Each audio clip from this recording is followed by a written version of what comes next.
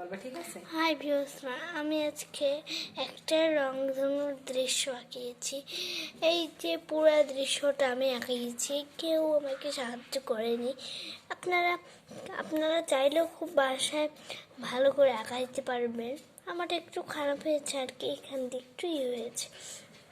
আমি এই যে এখানে অনেক কিছু রং অ্যাড করেছি।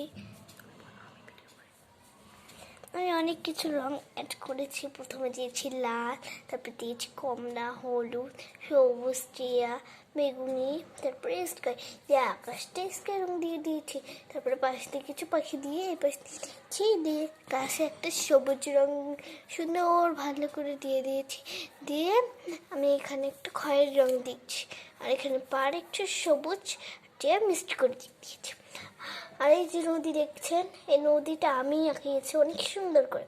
আর এই যে গাছ আমি আঁকিয়ে দেওয়া আমার পড়ার টেবিলের পাশে বসিয়েছি। আপনারা আমার ছোট বন্ধুরা, আপনারা তোমরা চাইলেও এটা বানিয়ে দিতে পারো খুব সহজে। আসসালামু আলাইকুম, টাটা।